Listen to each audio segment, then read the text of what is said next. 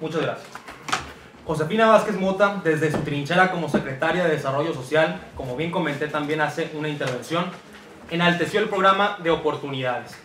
Este programa, a diferencia de lo que el compañero del PRD, PT y Movimiento Ciudadano argumenta, no es una política paternalista. Paternalista es lo que el PRI vino a hacer en más de 70 años en nuestro país, dándoles canastas llenas de despensa, útiles escolares e incluso dinero. Eso es una política paternalista. Parece que todavía quieren hacernos pensar que estamos en 1968 y no en el año 2012. Josefina Vázquez Mota en todo momento ha querido impulsar programas que enaltezcan la economía y que reduzcan la pobreza. Otra de las cuestiones que quiere desarrollar Josefina Vázquez Mota precisamente en este rubro es enaltecer un gobierno de coalición.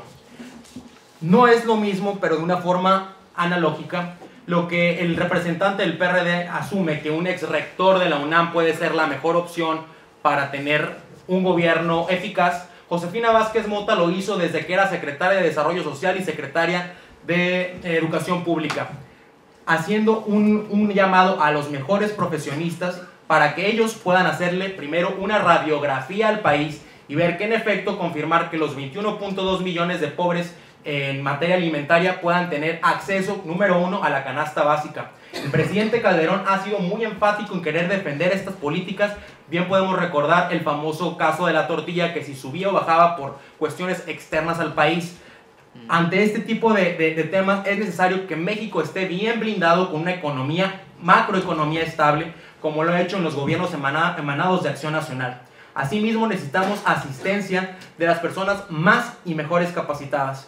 Josefina Vázquez Mota en ningún momento en todo momento redujo la cantidad de pobres. No podemos aceptar que desde los gobiernos del PRI existían 40 o 50 millones de pobres viviendo en completa anarquía y sin ninguna asistencia real y efectiva. Y por efectiva me refiero a que haya sido benéfica con el objeto para el cual fue creado. Josefina Vázquez Mota está consciente de la realidad y quiere precisamente invitar a las personas de izquierda, a las personas de centro, de derecha que gobiernan junto con ella y reducir la cantidad de pobres. Quiere también darle mayor impulso al campo mexicano. Si bien es cierto, la Secretaría de la Reforma Agraria ha sufrido diversas modificaciones, Josefina Vázquez Mota aún cree que las facultades de la misma deben ser enaltecidas con las personas encargadas para ello. Es decir, si existen todavía personas alejadas de las zonas urbanas, Josefina Vázquez Mota primero quiere establecer cercanía con ellos, darle mayor acceso a la educación para que con educación puedan tener mejor y mayor desarrollo social. Un país que no es educado difícilmente va a poder tener un mejor desarrollo. Y precisamente Josefina quiere enaltecer, como ya lo comenté, la educación universal. Muchas gracias. A ver, Alfredo. El Instituto Nacional de Estadística, Geografía e Informática dice que hay 12 millones de pobres más que en el año 2000. No le vas a decir al INEGI que sus datos son equivocados. No creo que tú estés en posición para decirle a un instituto con el prestigio que tiene el INEGI si está bien o está mal. Por favor, yo te estoy dando cifras oficiales y espero que las tuyas las proporciones más adelante. El combate a la pobreza y a la desigualdad social es el gran tema. Si tenemos la cantidad de pobres que hay en nuestro país, no podremos salir adelante, no habrá desarrollo. Y si la desigualdad sigue creciendo como ha pasado, tampoco habrá desarrollo en nuestro país. Solo para decir un ejemplo, dependiendo de la fuente, la pobreza en nuestro país es entre 48 y 52% de la población, dependiendo de la fuente que se utilice. ¿Saben cuál es el promedio de pobreza en América Latina? 35%. En Perú tienen una pobreza de 35%. En México andamos entre 48 y 52%. Es más, todavía, con los problemas que tiene Venezuela, allá tienen un 27% de pobreza. Y en México tenemos 48 y 52, entre 48 y 52% de pobreza. Es decir, estamos incluso peor que los países como Venezuela o Perú. Ahora resulta que después del cambio del 2000, de la transición, según que iba a venir la democracia en nuestro país, no hemos combatido la pobreza. Y somos de los países más desiguales del mundo, de los países más desiguales de América Latina. ¿Y por qué ha pasado esto? Y este es el planteamiento de fondo que López Obrador lo dijo en el debate. Porque un grupo, no de empresarios, sino de traficantes de influencias, se apoderaron del gobierno, se apoderaron de las instituciones del país y lo único que aplican son programas en su beneficio. Esto viene desde la época del PRI con Carlos Salinas de Gortari.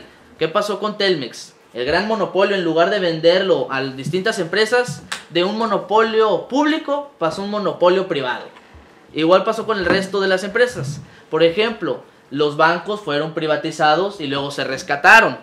Es decir, la economía no ha crecido porque solamente está puesta en beneficio de unos cuantos, del grupo que está en el poder. No está en el beneficio de los ciudadanos, ni en beneficio de los trabajadores, ni de los empresarios honestos y nacionalistas que sí hay en nuestro país. Por lo tanto, para combatir la pobreza, el Estado mexicano tiene que aplicar distintas políticas públicas que en el Distrito Federal fue el primer lugar donde se pusieron. En el 2006 nos tacharon de populistas, a López Obrador se le acusó de populista y ahora el PAN le copió la propuesta de pensión a adultos mayores que ahora retoma el candidato del PRI, cosa que no aplicó cuando era gobernador del Estado de México. Hay 1.200.000 personas en pobreza extrema. ¿Cómo podemos creer que cosas que no hizo el candidato del PRI como gobernador las va a hacer ahora de presidente? Por favor. Y eso es todo. Como ya lo señalé, México tiene un enorme potencial económico que no ha podido y no ha querido explotar. Luego entonces la creación de empleos dignos no solo es prioritaria para elevar los ingresos del país y generar condiciones de bienestar para la población, lo es también para recuperar la paz y reducir la violencia. Quisiera yo saber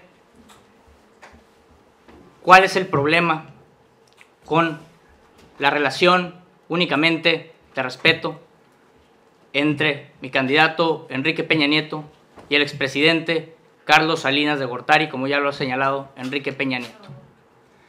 Sin embargo, quieren hablar del salinismo, hablemos pues del salinismo.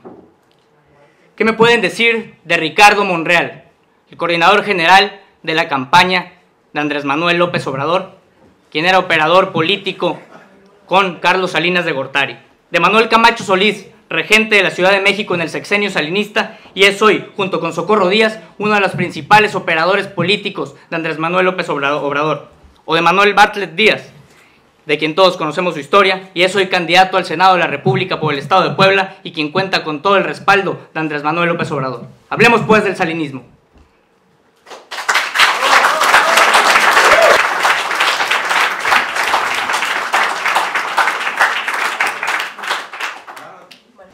Hablemos pues del salinismo. Qué gran tema. Pero 1 minuto y medio parecería insuficiente, como diría su candidato. Pero bueno, sí va a ser suficiente. Hablar de Carlos Salinas de Gortari es hablar de excremento político. ¿Por qué? Porque ha sido de las personas que se encargó de vender instituciones públicas e instaurar el neoliberalismo que el compañero o amigo del PRD-PT, Movimiento Ciudadano, ha comentado en primera instancia. Hablar de Carlos Salinas y del salinismo es hablar de Rubén y Humberto Moreira, es hablar de Jorge Hank-Ron, es hablar de Montiel, es hablar de Del Mazo, es hablar de pura gente que está alrededor del Enrique Peña Nieto y que no enaltece en ningún momento una política de transparencia, únicamente de corrupción. A mí me da pena ajena el representante del PRI, porque únicamente hablar de salinismo es hablar de lo peor que en política puede existir. Ustedes como jóvenes, y yo como diría Josefina, viéndolos a los ojos y no leyendo un discurso, les puedo decir que Josefina Vázquez Mota es la mejor propuesta que tiene este país. No únicamente por su trayectoria, sino por la gente que se encuentra alrededor de ella. No hay un salinismo, no hay un janquismo, no hay un Montiel, no hay un Del Mazo, no hay esta finura de gente que se encuentra alrededor del Partido Revolucionario Institucional. Muchas gracias.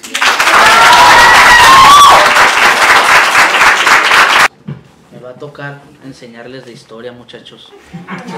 Cuando vendieron las empresas públicas a precios baratísimos, ¿saben quiénes eran los diputados que les aprobaron eso a Salinas?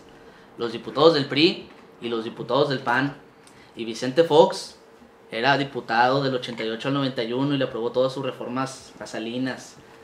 Desde el 88, tanto el PRI como el PAN están amafiados y tienen el mismo proyecto económico. Otra prueba, en el año 2000 entra Fox y dice que iba a aplicar la ley y que los corruptos del pasado iban a ser juzgados.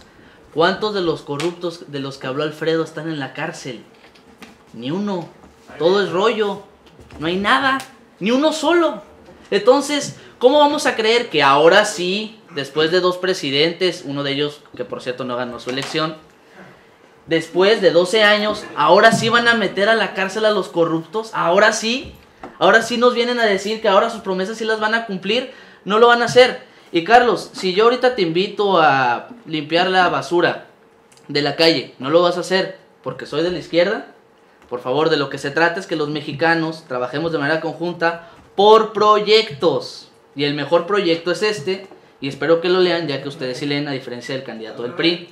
Entonces, lo único que tengo que hacerles es recordarles que lo que importa son las personas, no las personas, sino los proyectos, y el mejor es el de López Obrador. Muchas gracias. ¿Cómo refieren a hablar de corrupción cuando en el círculo cercano de Andrés Manuel López Obrador ha estado involucrado en actos de corrupción? Ponce, René Bejarano, quien fue sorprendido con fajos de billetes con Carlos Ahumada, como todos recordaremos. Arturo Montiel. El caso fue turnado a la Procuraduría General de Justicia de la República, lo cual los deslindó al mismo de todas las responsabilidades.